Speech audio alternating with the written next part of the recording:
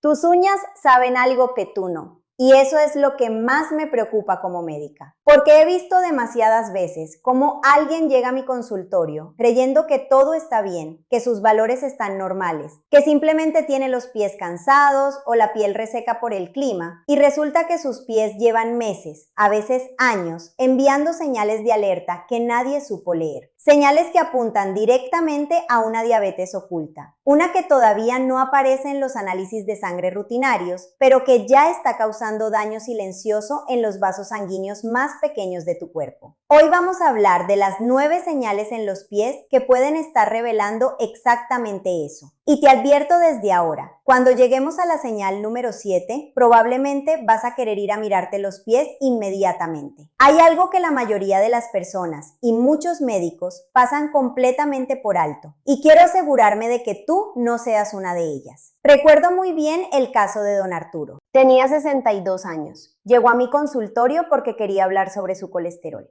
No vino por los pies, no vino preocupado por la diabetes. Llegó con sus análisis de glucosa en ayunas completamente normales, 94 miligramos por decilitro. Pero mientras conversábamos, me fijé en sus manos cuando me pasó los papeles. Las tenía resecas, con pequeñas fisuras entre los dedos. Le pregunté si sus talones también estaban así. Me miró sorprendido y dijo: doctora, llevo 2 años con los talones hechos polvo, pero pensé que era el trabajo y los zapatos. Le pedí que se quitara los zapatos ahí mismo. Lo que vi en ese momento cambió completamente el rumbo de esa consulta. Voy a contarte exactamente qué encontré, pero primero necesitas entender por qué los pies hablan antes que la sangre, porque esa es la clave de todo lo que vamos a hablar hoy. ¿Por qué los pies? Esa es la primera pregunta que me hace casi todo el mundo, y la respuesta tiene que ver con algo que en medicina llamamos la anatomía del daño silencioso. Quédate, porque lo que voy a explicarte ahora lo cambia todo. La diabetes tipo 2 no llega de un día para otro. Lleva años, a veces hasta una década completa, desarrollándose en silencio antes de que aparezca en un análisis de sangre estándar. A ese periodo lo llamamos prediabetes o glucosa alterada en ayunas. Y según datos de la Organización Mundial de la Salud,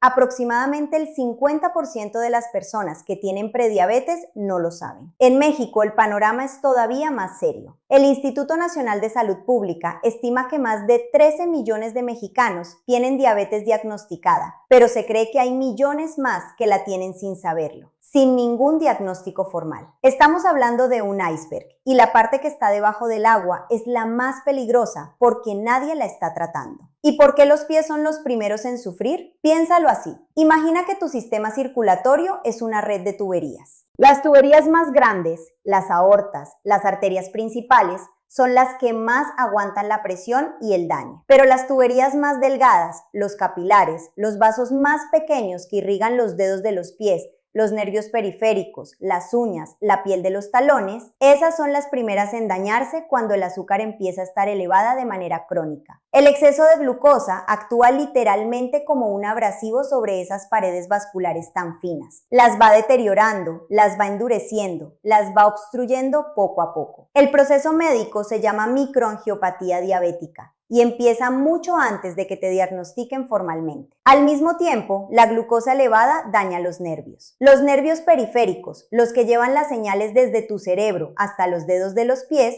son especialmente vulnerables porque son los más largos del cuerpo y los que tienen menos reserva. Se desmielinizan, es decir, pierden su capa protectora de mielina y empiezan a funcionar de manera errática, a veces enviando señales dolorosas sin causa real, a veces dejando de enviar señales protectoras cuando más se necesitan. Eso es la neuropatía periférica diabética. Y el dato que siempre impacta a mis pacientes es este. El 60% de las personas con diabetes tipo 2 ya tiene algún grado de neuropatía en el momento del diagnóstico. 60%. Eso significa que el daño nervioso ya llevaba tiempo antes de que nadie pusiera el nombre correcto a lo que estaba pasando. El problema que más me duele enfrentar como médica es que muchos de estos cambios los descartamos rutinariamente como cosas del envejecimiento. La piel reseca, envejecimiento normal. El hormigueo nocturno, que estuviste mucho tiempo sentada. Las uñas amarillas y gruesas, un hongo cualquiera. La hinchazón de los pies al final del día. Los zapatos apretados o el calor. Y mientras seguimos descartando cada señal por separado, el daño avanza silenciosamente.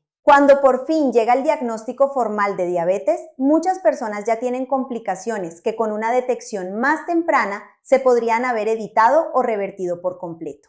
Eso es lo que no podemos seguir permitiendo y por eso estamos aquí hoy. Hay además una razón anatómica muy concreta de por qué los pies son los primeros en mostrar la historia. Son los que están más lejos del corazón. La sangre que sale desde tu corazón hasta tus pies tiene que recorrer una distancia enorme, luchar contra la gravedad para regresar hacia arriba y atravesar vasos que en una persona con glucosa crónicamente elevada ya están comprometidos en su elasticidad y diámetro. La reducción de flujo sanguíneo en los pies no es metáfora, es anatomía real, con consecuencias visibles y medibles en la piel, las uñas, el vello, la temperatura y la capacidad del cuerpo de repararse a sí mismo. Las señales están ahí, escritas en la piel y en las uñas. Solo hay que saber leerlas.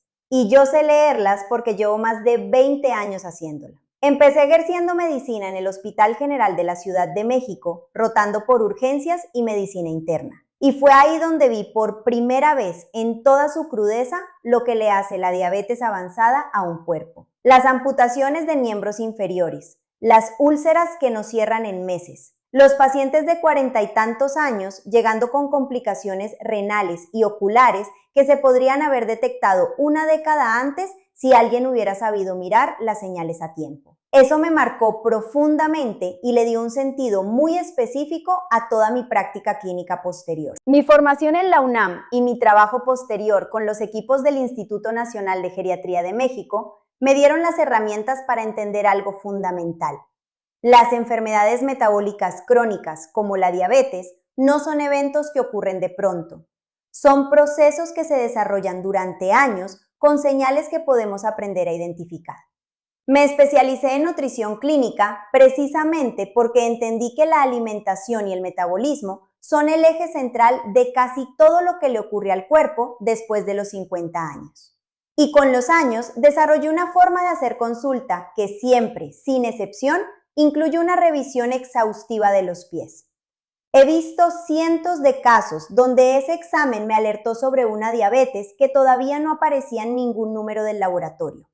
Y eso me dio una certeza que ningún libro de texto puede darte. Los pies cuentan una historia que la sangre todavía tarda semanas, meses o años en revelar. No te cuento esto para impresionarte con mis credenciales. Te lo cuento porque quiero que entiendas que lo que vamos a hablar hoy no es teoría de manual. Es lo que veo cada semana en consulta. Es lo que le cambió la vida a don Arturo y a doña Carmen, a quien voy a presentarte más adelante, y a decenas de pacientes que llegaron justo a tiempo gracias a haber prestado atención a sus pies.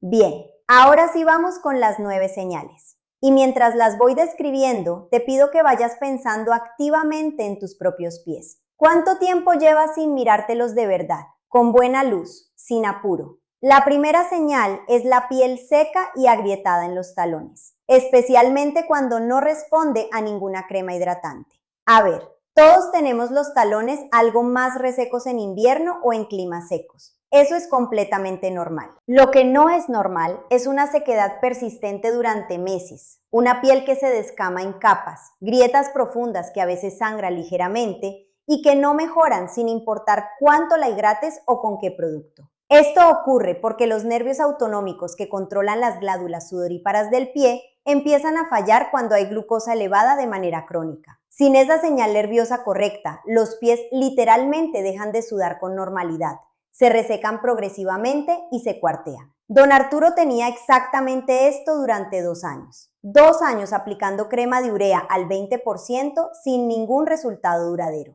Esa fue mi primera alerta clínica cuando le revisé los pies. La segunda señal es el cambio en las uñas de los pies. Y aquí quiero ser muy específica porque hay varios tipos de cambio que tienen significado clínico. Las uñas que se vuelven amarillas, opacas, de color café claro o gris. Las uñas que se engrosan progresivamente sin que haya un golpe que lo explique. Las uñas que se vuelven quebradizas, se deshacen en capas o que empiezan a separarse ligeramente del lecho unguial en el extremo distal. Todo esto puede ser señal de un hongo, sí, pero también puede ser señal de compromiso vascular directo. Cuando la circulación en los dedos se reduce, las uñas no reciben suficiente aporte de nutrientes y oxígeno y empiezan a deteriorarse por sí solas. El hongo además se instala con mucho más facilidad cuando hay glucosa alta en la sangre, porque el azúcar es literalmente un sustrato de crecimiento para los hongos. Un estudio publicado en la revista Diabetes Care encontró que las personas con diabetes tipo 2 tienen hasta 3 veces más riesgo de desarrollar onicomicosis, el hongo de las uñas, que la población general sin diabetes. Así que si tienes hongos recurrentes en las uñas de los pies que no responden al tratamiento, no lo descartes como mala suerte genética. La tercera señal es el hormigueo, el adormecimiento o una sensación de agujas o corriente eléctrica en los pies, especialmente durante la noche o en reposo. Este es el síntoma que más se ignora y más se normaliza, porque la gente lo atribuye a la posición en que estaba sentada, a los zapatos ajustados o simplemente al cansancio del día. Pero el hormigueo neuropático tiene una característica que lo distingue del hormigueo mecánico. Aparece justamente cuando estás en reposo, cuando ya no hay ninguna razón postural o mecánica para que esté ahí.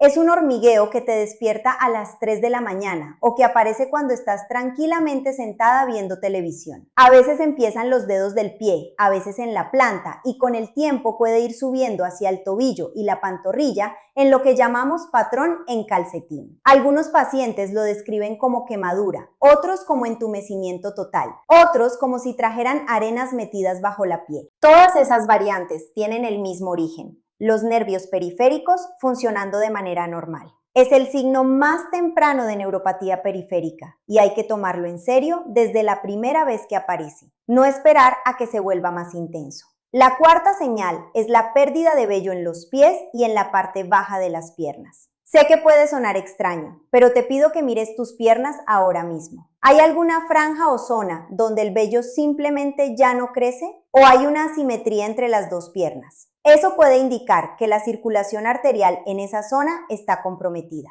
Los folículos pilosos necesitan un flujo sanguíneo adecuado para funcionar. Cuando ese flujo se reduce por daño vascular relacionado con glucosa elevada crónica, el vello sencillamente deja de crecer en esas zonas de menor perfusión. Los médicos llamamos a esto un signo clínico de insuficiencia arterial periférica. Y en adultos mayores de 50 años con factores de riesgo metabólico, siempre hay que investigarlo en lugar de ignorarlo.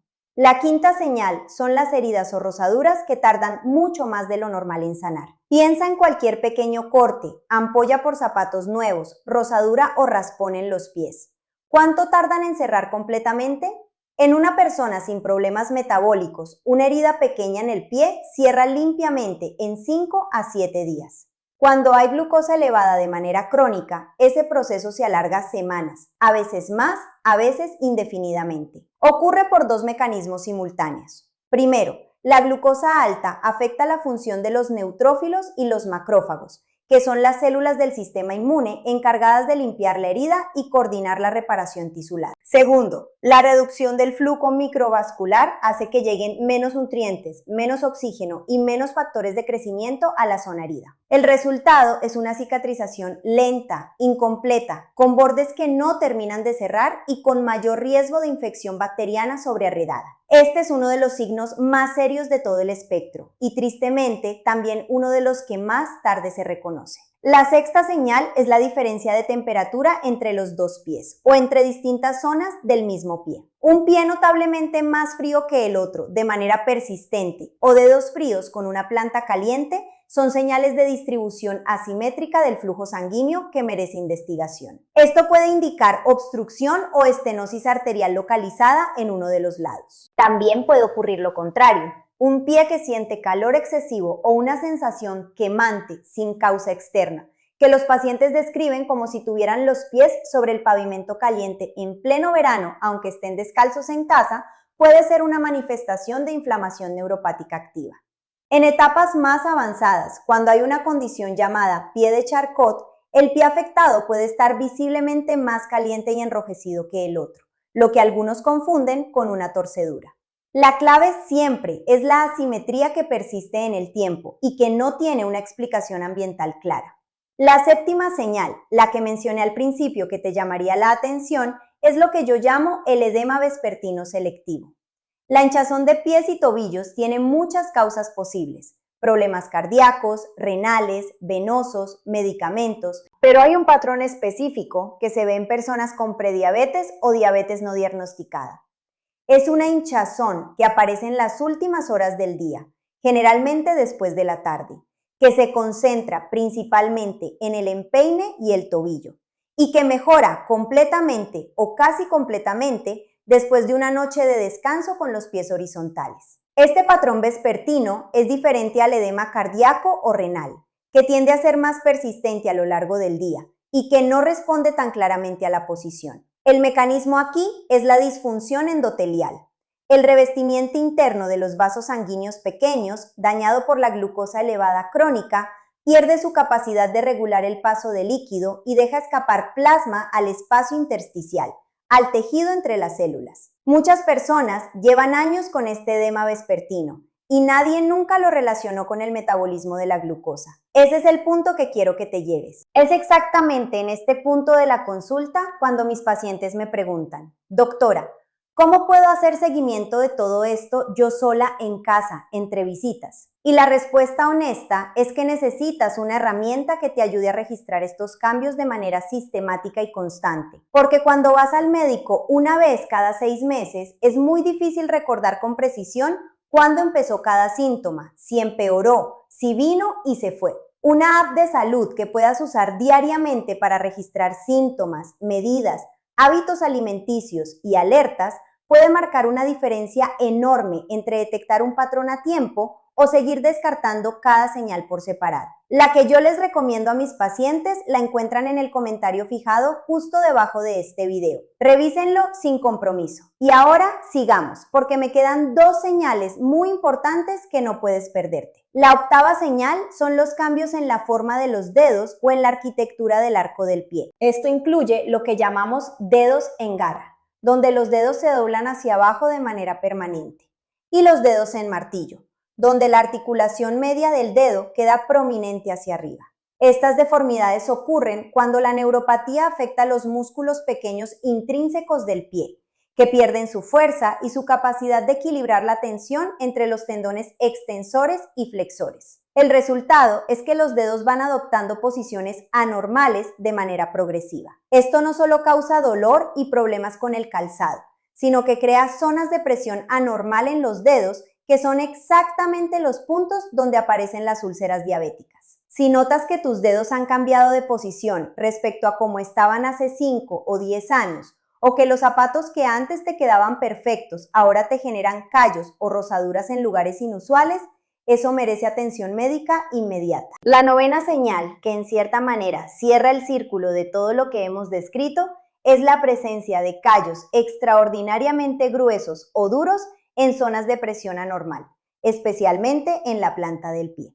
Los callos son una respuesta protectora normal de la piel. Todos los tenemos. Lo que no es normal es un callo que se vuelve excesivamente grueso y duro, que aparece en un lugar inusual como la punta de los dedos, el arco lateral o el talón anterior, o que cuando lo observas bien tiene en su base una zona de color oscuro, amarillento o una textura blanda que no debería estar ahí.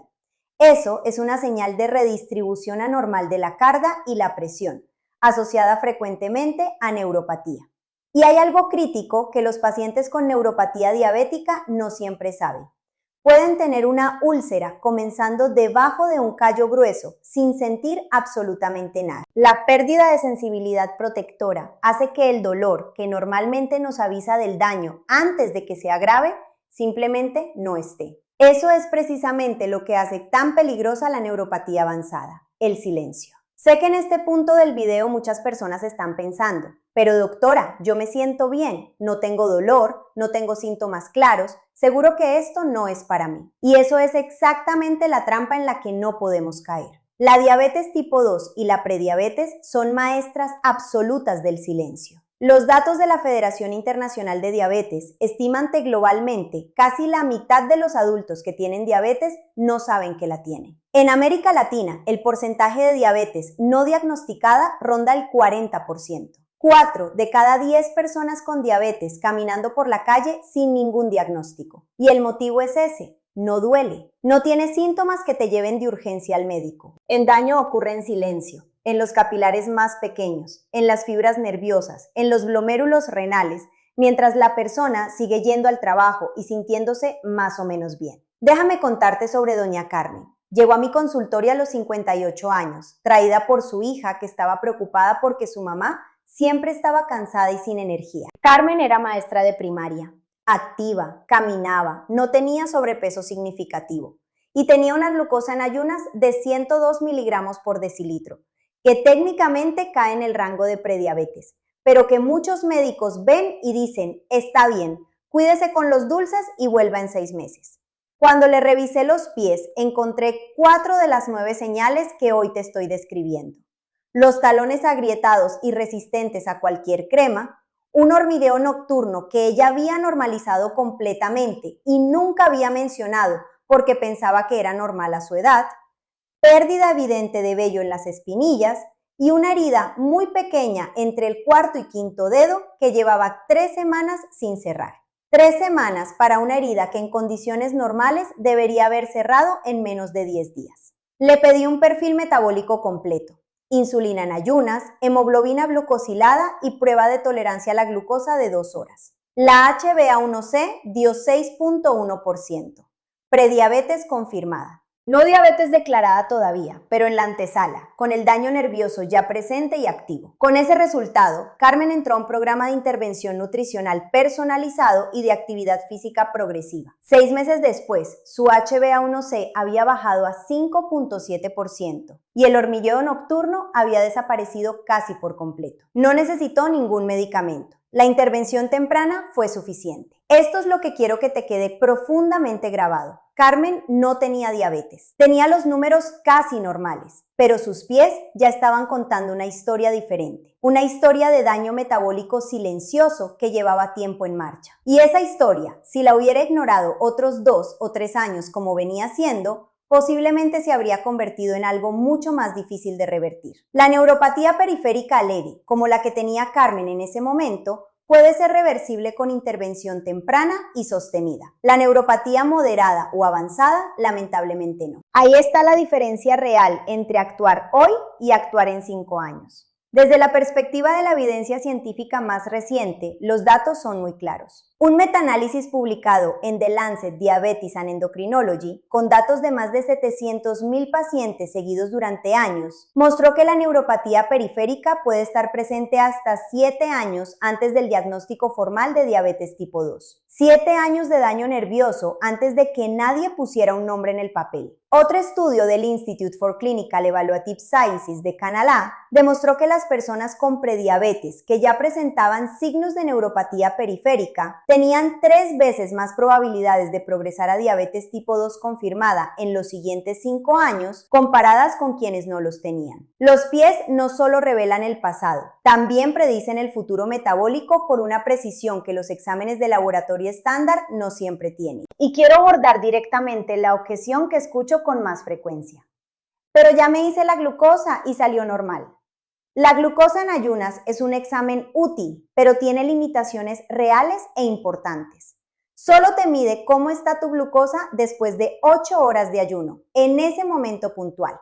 No te dice nada sobre cómo responde tu páncreas a los alimentos durante el resto del día, ni sobre cuántas horas al día llevas con glucosa levemente elevada sin que el examen en ayunas lo refleje. Hay personas que tienen una glucosa en ayunas de 90 miligramos por decilitro completamente normal, pero que después de cada comida suben a 180 o 200 miligramos por decilitros y tardan horas en bajar.